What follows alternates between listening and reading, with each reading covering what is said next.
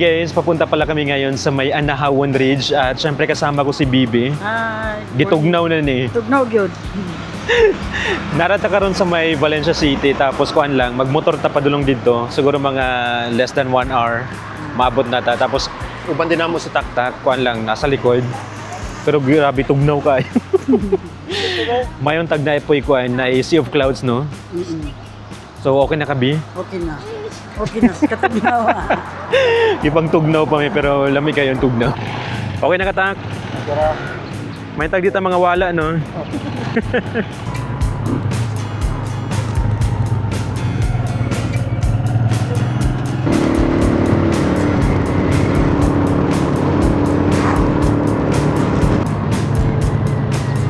Guys, nag-stop muna kami dito pero liliko pala kayo ng right dito sa may petrol na gasoline station para mas mabilis yung pinakabiyahe natin. Kasi kung didiretso tayo, yun yung mahaba yung biyahe. So, yun. Marami na atang naligaw dito pero buti na lang may nagsabi sa amin na ano daw, dito daw dadaan para mas mabilis.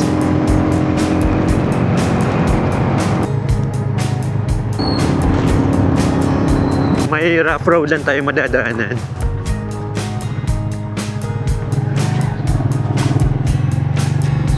Maiksi lang yung rough road, tapos sementado na ulit.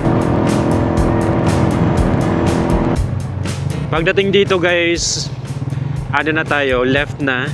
Ayan o, may nakalagay na Mount Anahawan. So may signage naman.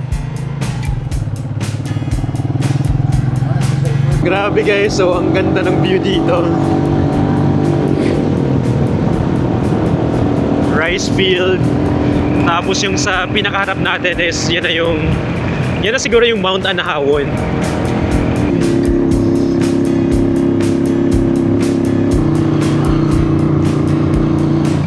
Ito na yung part na paahon. Pero so far kinakaya naman kami guys. Uy, ang ganda na dito. Kitang-kita na talaga yung bundok.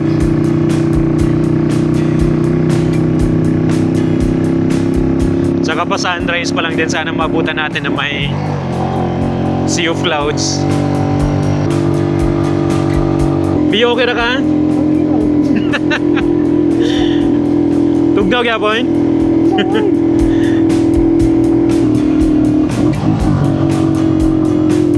Yung nasa tuktok kami ng bundok pero napalibutan din kami ng mga bundok. Guys, yun yung makikita natin mga bundok din yan. Tapos ayun o, ang ganda pa sunrise na.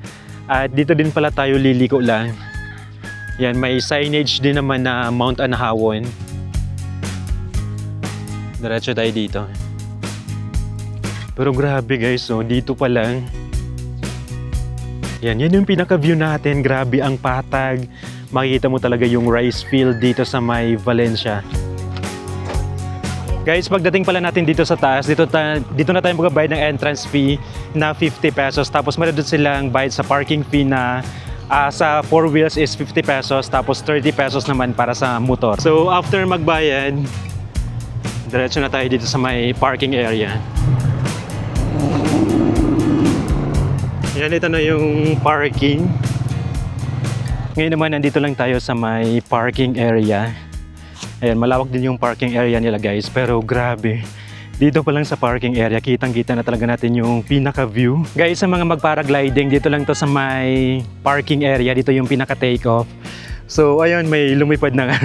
So, dito lang tayo guys, tapos yung pinaka-bayad dito is 3,500 pesos.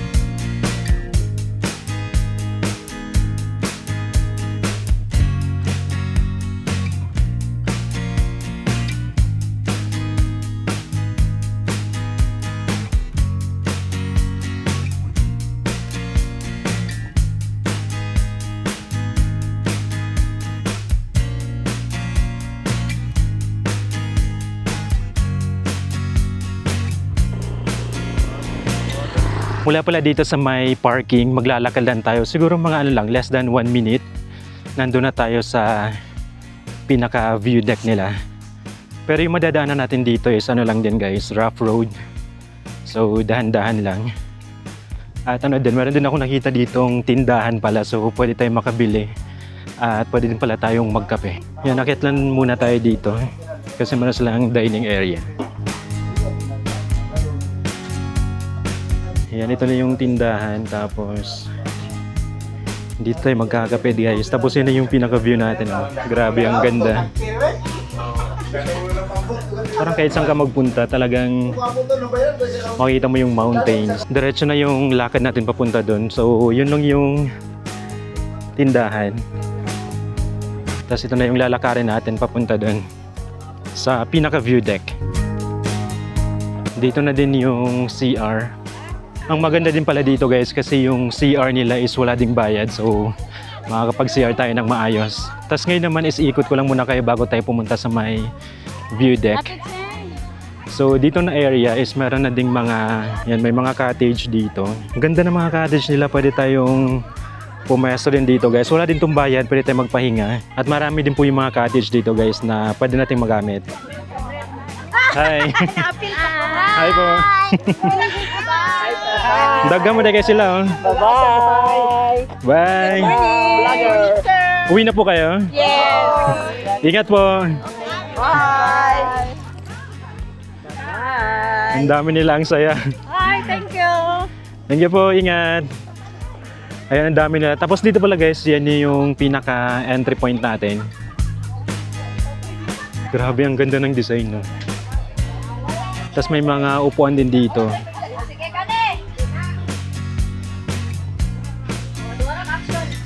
Tapos dito na part, meron ding pa-view deck. Ayan, pwede tayong dumiretso na dito.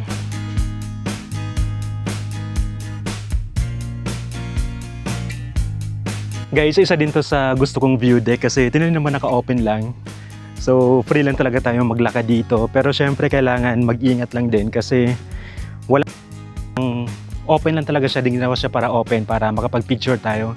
So, para siya naka-infinity. Something ganyan. Pero, ingat lang pagdating natin dito sa dulo kasi bangin na. Ito naman yung isa pang view deck dito guys. Pero grabe, tinan naman yung pinaka-view natin. Sobrang ganda. Pag pumunta kayo dito talagang mai-inlove kayo sa lugar. Kasi sobrang ganda lang talaga dito guys. Kasi ano pa, hindi pa crowded. Ano pa lang to, pangatlong view deck pa lang to. Meron pa tayong isang view deck doon na ano talaga, naka-glass.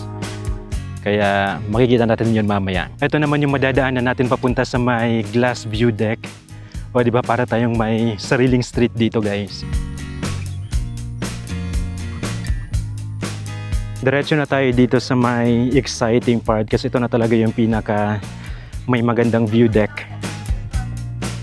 Pagpasok pa lang natin dito guys, kailangan i-remove natin yung shoes para makapag-picture din sa loob. Ngayon naman guys, nandito na tayo sa may pinakamalaking view deck. Isa talaga to sa mga pinupuntahan dito. Tapos itong bandang dito na part, sa may bandang dulo, meron na dito naka-glass. So maganda din talaga mag-picture dito. At syempre yung mga matatakutin sa heights, ano lang din, alalay lang kayo dito dahil yun nga, nakakatakot din siya. So ito na yung pinaka-view natin mula dito. Kita natin yung rice field, yung mountains dyan. Sobrang lawak talaga ng makikita natin dito. Ang layo ng matatanaw. Grabe, sobrang ganda dito guys. At ano lang, sobrang affordable lang din kasi 50 pesos lang yung pinaka-entrance fee.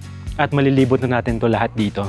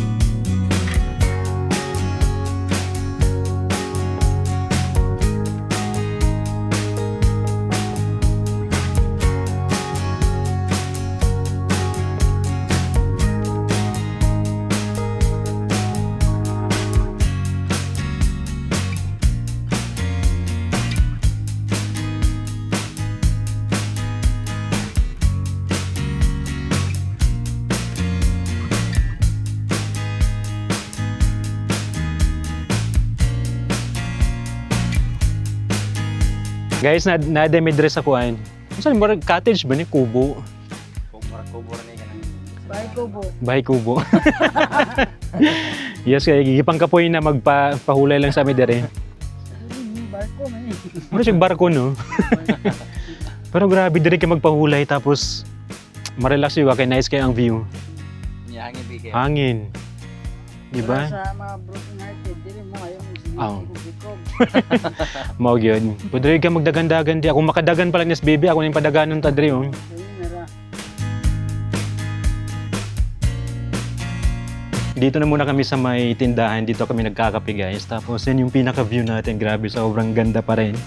At bumili din kami ng suman. Ito naman is 15 pesos. Ang sarap din ng suman nila, tapos meron silang saging. Ito naman is 5 pesos lang. O diba, sobrang sulit na din.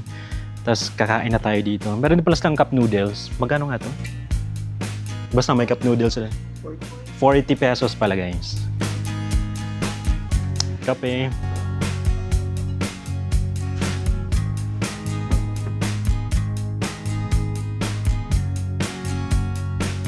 So yun lang guys, natapos din kami dito at grabe, sobrang na-enjoy talaga namin dito guys. Ang ganda talaga ng view. At syempre yung entrance fee is 50 pesos lang. Si Bibi gitugnaw na ni. Gitugnaw yapon. Diba? So yun lang guys, visit na din kayo dito dahil ang ganda talaga ng pinaka-area dito at napakita ko naman yung pinaka-buong area. So ngayon naman is pauwi na din kami. Siguro maghahanap kami ng ilog para makaligo kami dahil medyo mainit na din. So yun lang, huwag niyong kalimutan pala mag-subscribe, click the notification bell para ma-update kayo every time na mag-upload kami ng bagong video. At follow din pala kayo sa Facebook page natin. Yun lang, thank you so much for watching. Bye!